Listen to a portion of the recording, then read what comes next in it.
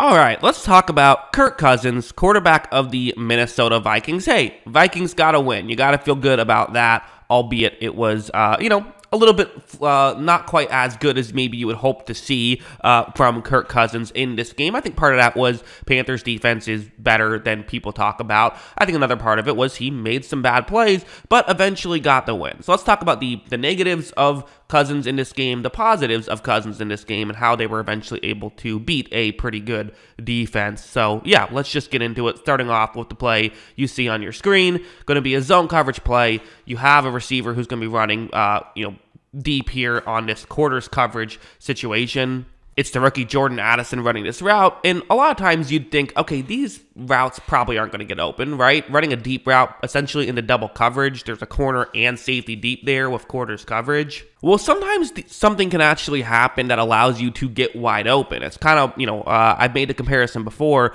to the bystander effect, where, if one person sees somebody get stabbed, they always call the police. But if a crowd of people see somebody get stabbed, it gets misreported. Usually people do call the police, but you're a lot less likely to. Usually only like 1 out of every 3 will call the police instead of like everybody calling the police the way it would be if there was just one person. Well, when Cousins takes the snap, he's going to run a play action and then eventually fire the ball down the field, and you see that, both Carolina defensive backs there thought the other was going to call the police for a second, and that allows Jordan Addison to get past the defense. So, okay, this is going to be a tough throw for Cousins, standing at his own 45-yard line. Going to have to push this one, probably,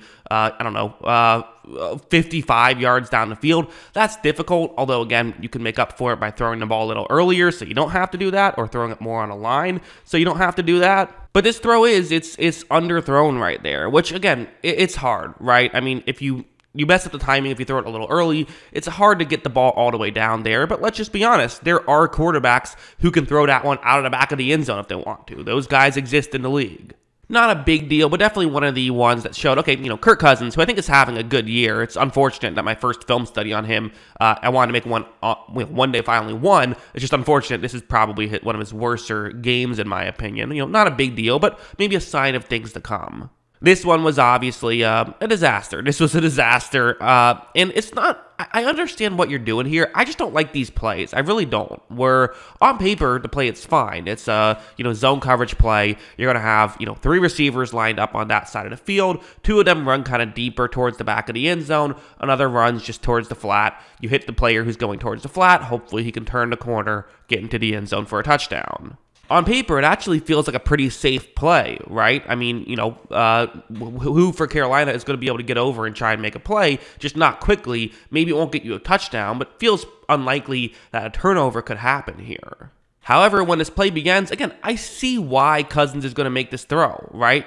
It kind of feels like it's working. The issue is there's a Carolina player who is reading the play. At the end of the day, yes, this concept makes sense, but the issue with this concept is that you can read what's going on. The reason why I don't love these plays, I just think it's a hard angle. For Cousins, he's standing on the hash marks on the bottom of the screen, or just barely above them, and you have to throw it all the way towards the sideline, towards the top of the screen. That's a tough angle, and it gives defensive backs time to try and adjust. Watch as Cousins makes this throw, and a corner is able to step in front and not just get the interception there, returned all the way for a touchdown. And for Carolina, who struggles to score offensively, that's not ideal. Going over here, I mean, we got to give credit to Carolina's defense. We really do. I thought that their defense played very well in this one. Like, stuff like this, just well schemed up plays where you see that, for the Vikings, they only have, they have 5 eligible receivers, none of them blocking on this play, right? There is a halfback who's lined up as though he could be blocking towards the offense's left. That's maybe the one thing you could look towards. But for Carolina, if we just look at the offense's right, the center is blocking in that direction. So you have that extra help. But I've circled 4 Carolina players. What if they all rush the passer? Well, then what do you do? I mean, basically, you're screwed if you're Minnesota. Specifically, watch that Carolina player right there. Watch what he's about to do. As you see, he's going to rush in, get a straight shot to Cousins, and gets that sack on 3rd down and 5. Just a well-schemed-up play. Again, hopefully, for Minnesota, if you can read that and, get your halfback over on that side of the field, there are things to be done, but sometimes you just get beat, and that was an example of them just getting beat. Heading over here, this is an important play, in my opinion. So the Vikings took the lead after a Bryce Young fumble, and so that was obviously very good. If you notice, I'm not sure if you noticed it when I was playing it, but you can see it right now, the nose tackle has jumped offside. And I thought that Cousins played this game a bit too cautious early on, not afraid to push the ball down the field. Wonder if that long pick six early on spooked him a little. Usually for Cousins, we're used to seeing him not being afraid to push the ball down the field, and I don't think it's a total coincidence that on the free play was when things changed, because you have Jefferson one-on-one matchup down the field. To be honest, when it's not a free play, this is the shot you should be taking. When it is a free play, it's a no-brainer. As you see, Cousins is going to take the snap. He notices that they have this free play, I'm assuming, throws the ball down the field, and, Jefferson isn't, like, wide open or anything, but when Jefferson has a step, he is wide open, right? Different receivers are different. If this is your number 3 receiver and he's this open, you're like, okay, maybe I'll make a throw, but probably have to make it perfectly accurate. For Jefferson, just put it in the area, and you're going to get a touchdown.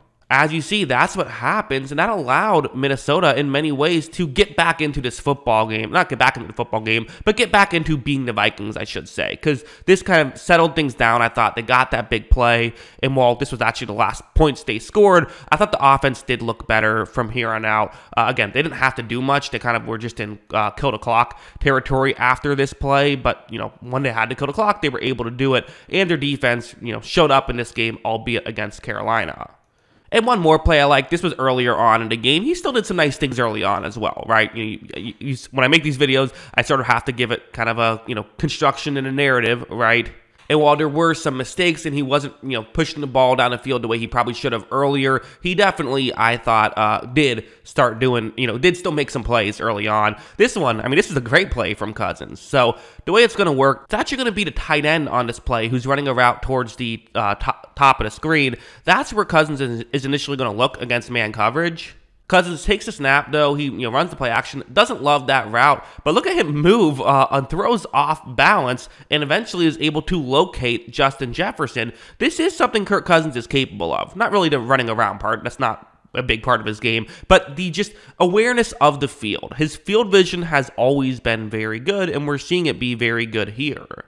As you see, he makes the throw, and they're able to get a touchdown. So for Cousins, listen, he didn't have to do a ton in this game. He only threw 19 passes, and 2 of them went to the other team. One was an 100-yard pick six. That alone is going to result in like a not great statistical day, and it's going to result in it being one of his worser days. But for Cousins, he's a good enough quarterback that even when he has one of these not great days, he can still do enough to allow his team to get the victory over a team that they realistically should get the victory over. Now, is that going to work against the Chiefs and the 49ers of who they play?